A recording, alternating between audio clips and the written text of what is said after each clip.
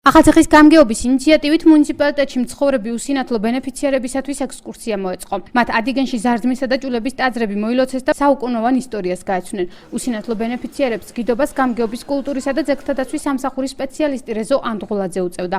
ტაძრის მონახულების იდეა თავად უსინათლოთა კავშირის სამცხე-ჯავახეთის ორგანიზაციას ეკუთვნის. მათ გამგეობას თხოვნით მიმართეს და გამგებლის გადაწყვეტილებით ზარზმა და ჭულები მოილოცეთ.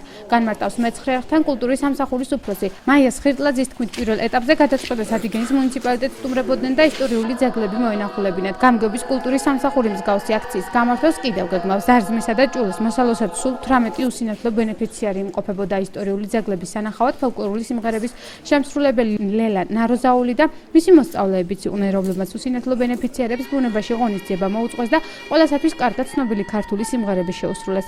უსინათლოთა კავშირის წევრები ექსკურსიით კმაყოფილი დარჩნენ. ისინი იმედოვნებენ, რომ ადგილობრივი ხელისუფლება მსგავსი საქველმოქმედო ღონისძიებების მოწყობას მომავალშიც გააგრძელებს.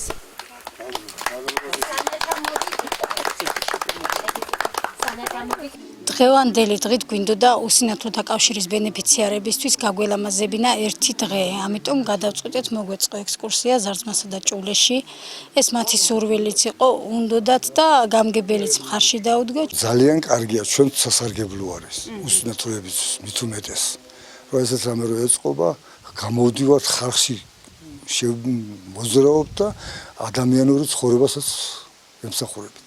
უაღრესად დიდი მნიშვნელობა აქვს ამ ჩვენ დღევანდელ შეკრებას. ეს პირველია და იმედი მაქვს, რომ ჩადგება მწყობრში.